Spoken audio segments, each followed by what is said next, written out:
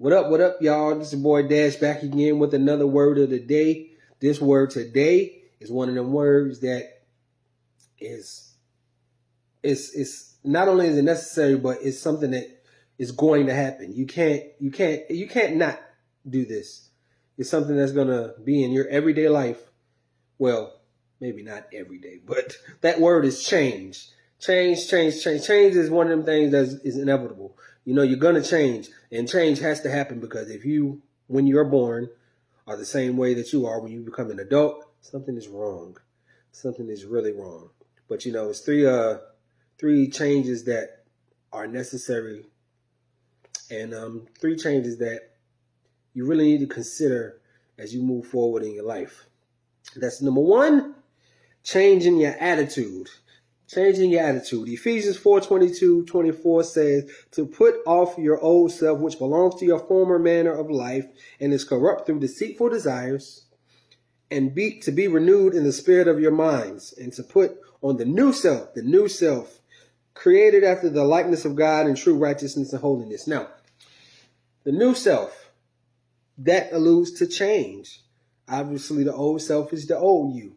Sometimes it's changes that really need to change in you, whether it be your way of thinking, which we talked about before in another video that was a while ago, whether it be a change in how you feel about yourself, whether it be a change in how you feel about your surroundings. See, because people will be in a place where they need to be to grow, but because it don't feel good, oh no, I can't deal with this. I can't deal with this. That's the thing. That attitude of I gotta feel comfortable in everything that I'm in. First of all, that's unrealistic. If you expect to be comfortable in everything, then you just don't want to do anything, because the things that mean the most in life and the things that are the most necessary to life are uncomfortable. Growth is uncomfortable. Learning something new is uncomfortable. For being forgiving is uncomfortable. I get it, but it's necessary because you want everyone else to change their attitude to suit how you feel, but you don't want to change how you act to suit how anyone else feels. That don't make sense. That doesn't add up. A lot of people really want to be who they want to be, and then everybody else has to change around them. The whole world got to change except you. No, change your attitude and stop putting yourself on a pedestal, because you are not above change. You ain't perfect. I ain't perfect. Change your attitude. Number two, change your circle. Change your circle. I'm getting into somebody's business right now. Sound like Pastor Todd. Proverbs 13:20 says, whoever walks with the wise become wise, but the companion of fools will suffer harm. You know, a lot of people that I've seen, I've watched it, I've been a part of it actually, know that your people ain't no good. Know that your people ain't helping you get nowhere, but you just want to keep them around because you don't want them to feel bad. Look, I always say this. You don't want to be at the top of your circle or at the bottom of your circle. You want to be in the middle of your circle because you can learn from both sides. You can learn from the person at the top of the circle because they can inspire you to be better. And the person at the bottom, you can learn from them because they can keep you from foolishness. And you can see their struggles and you can see what you don't want to deal with and make a conscious decision to not. You know, because the saying goes, you can learn from your mistakes, but real wisdom is learning from other people's mistakes. You know, when you can learn from someone else without having to go through it, that's golden. That's golden. That's key. So you need to change your circle, because your circle is the first place you go for, you know, your confidence. Your circle is the first place you go with your secrets. Your circle is, most of the time at least, and this is men and women, the first place you go as far as, you know, if you're in trouble and you need some help, your circle. See, but on a deeper level, ask yourself this about your circle. You know, everybody got troubles that they go through, like whether your car break down, you might need, you know, $20 here and there. You know what I'm saying? I ain't talking about that. I'm talking about when you got a real internal battle going on and you really you really are in a place where your faith ain't as strong and you feel like giving up, do you have the friends that are going to encourage you to not give up? But not only that, are they going to walk that same way for themselves? People give advice that they don't take all the time. All the time. So, let me not forget this. Do you got the friends that pray for you? That pray for you? I know, because I've done it before, where you go to church, whether you go to church all the time or not, and you say, on social media, yeah, people love saying prayers up, prayers up. Are you really praying for them? Like, I wish I could see a raising hands. How many people have said, I'm going to pray for you, and didn't even crack a hallelujah for him? Like, think about that. Do you have those friends that when you don't have faith, they can lend you some? Or when you don't feel strong enough to pray, they can pray for you? Do you have those type of friends? That's the type of circle you need to have. Moving on, though. Number 3, change your worship. Change your worship.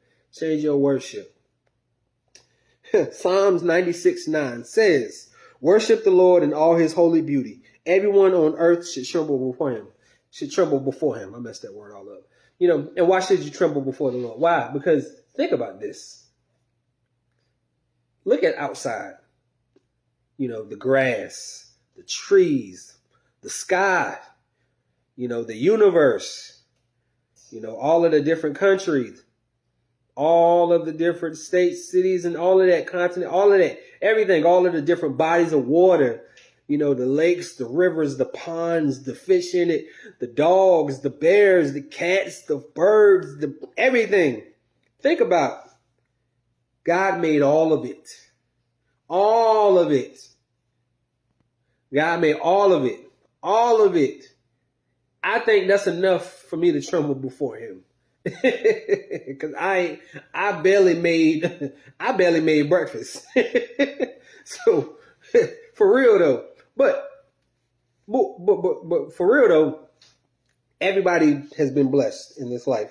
Whether it's just blessed to wake up, whether it's you got that new job you wanted, you got that new car you wanted, you got that new house you wanted, you got whatever.